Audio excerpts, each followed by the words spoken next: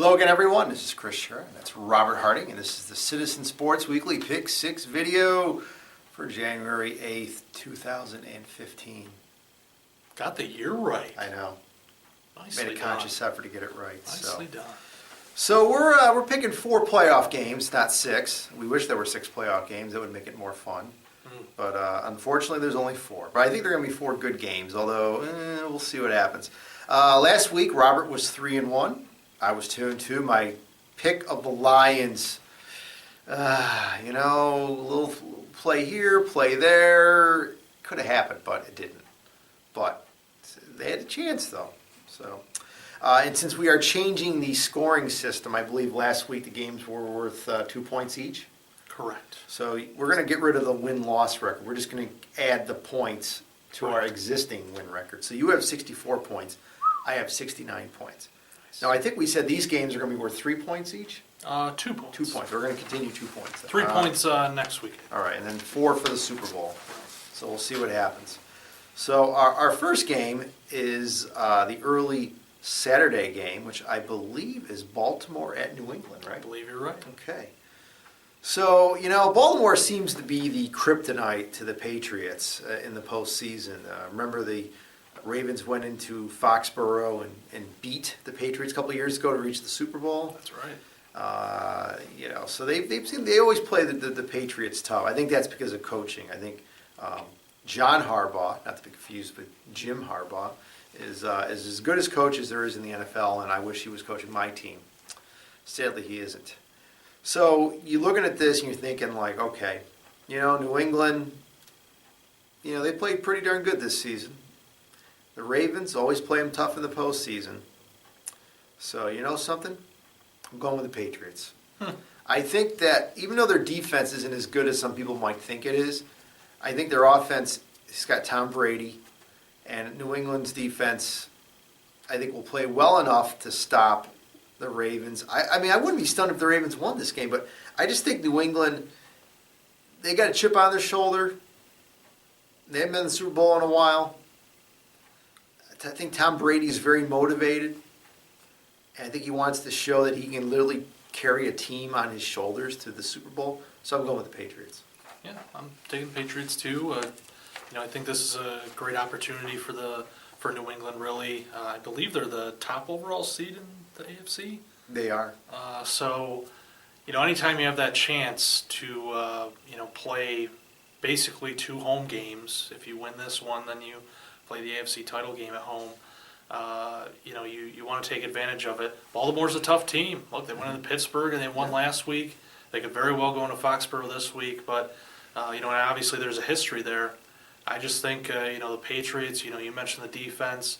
I think that's going to be key in this game. I don't think that defense has been as good as in past years as it has been this year. And then you got Brady. You've got Brady with Gronkowski. A pick a running back out of a hat kind of rushing attack that seems to work for him. I think it's going to work for him this week, and I'm picking him to go to the AFC title game. Okay. The Saturday night game is the Panthers at the Seahawks. And, the Panthers, they snuck in kind of. They were the champion in the worst division, the NFC South. And to their credit, their defense absolutely stymied the Cardinals, who were without their starting quarterbacks, and advanced. Now they're going up against the Seahawks. Seahawks are playing great football right now. They're at home. I can't see them losing this game. I can't. There's just no way. Unless Seattle completely turns over the football 10 times and their defense decides to take the day off, which is not going to happen. I like the Seahawks in this game. Yeah, I'm taking the Seahawks too. It's tough to pick against them at home. Defending champions. There's been kind of this jinx or curse almost for the team, the defending Super Bowl champion in the playoffs. I think how this sets up for them, I think they'll make it to the NFC title game, no problem. Do you know how long it's been since a defending champion won its first playoff game the following season? You're not going to believe this. I got the stat in front of me thanks to the Associated Press here. I'm going to say 8 to 10 years. Pretty darn close. Seahawks looking to become first defending champion to win playoff games since New England in January 2006. Right in between. Talking 9 years. You said 8 to 10? You Yeah. nailed it. You had the mean there. Very good. Oh, it was in there somewhere. Yep. Next game, I believe the early Sunday game is Green Bay and Dallas. I believe you're right. Everybody's making this out to be the second coming of the Ice Bowl. Look, Bart Starr's not playing. Don Meredith's not playing. That's not going to be that quick. Jethro Pugh's not playing because he passed away a few days ago. Rest in peace, Jethro. Forrest Gregg's not playing. I can name all the former Packers and a lot of the former Cowboys, but they're not playing. This is a completely different game. First of all, it's not going to decide who gets to the Super Bowl, okay? It's not the NFL championship game as it was back then before the leagues merged. So here's the thing. I believe the Packers are undefeated at home this year. Yeah. And I believe the Cowboys right. are undefeated on the road this year. Yeah. Something's got to give. So what's going to give? What's going to give? I think Dallas is going to give. I think the cold affects them. Aaron Rodgers, I almost said Don Rodgers, who used to be our managing editor here of The Citizen years and years ago. But Aaron Rodgers has got a bad calf muscle. He's been a little limited in practice. A tear, as it turns out. Yeah, well, but this is January and you suck it up and you play. So I just think the Packers' offense is just too potent, even with the cold weather. I think their defense is still pretty solid. I think it'll be a close game. I believe Green Bay's a 6.5-point favorite. I think Green Bay wins by a field goal. I think Dallas is going to cover the spread. But I like the Packers to win this game and advance to the NFC Championship game. Yeah, I think this favors the Packers. It's Lambeau Field. The Cowboys are good on the road this season, but as we saw last week against Detroit, this team, they still have some flaws. I think with the passing attack that the Packers have, it's going to be too tough for the Cowboys defense. An improved Cowboys defense, but I still don't think they have the passing defense there to really combat what Aaron Rodgers is going to bring on Sunday. I just think Packers at home this year, and all the games that I've watched, they've been blowouts. Yeah. I mean, this offense has been a well-oiled machine. Yeah. I don't see that changing on Sunday. No, unless Rodgers gets knocked out or something. Yeah. That's the only way. And the thing, I think the Lions playing the Cowboys so tough last week is kind of a signal that, the Cowboys are not, they're good, but they're not in Green Bay's class. So, last game of playoff weekend is the Denver Broncos home against the Indianapolis Colts. Another interesting game. This is, of course, the Luck and Manning game. Of course, Peyton's facing his old team, the Colts. You're all familiar with that. So who's going to win? Well, Denver already beat Indianapolis at home earlier this year. First opening week? Yep, and it was opening week. And the thing is, this is the kind of game that you look at it on paper, the Colts could win this game. I think Andrew Luck's the kind of guy that he always comes hard to play hard in the postseason. And I could see him having this amazing game. But, Denver's got a better running game than the Colts. I think they'll run the ball. Peyton Manning, obviously the age is starting to catch up with this guy. He doesn't have the fastball that he once had. He's throwing more change-ups, you know what I mean? But that being said, he doesn't have to throw bombs to win this game. He can throw passes underneath. And again, the running game with Anderson, I think, is so key here. And, it'd be tempting to pick the upset because I've not picked any upsets this week. I like to try at least pick one a week. But I'm not going no upsets this week. I'm going with the Broncos. Yeah, playing it safe myself. Taking the Broncos, for many of the reasons you mentioned.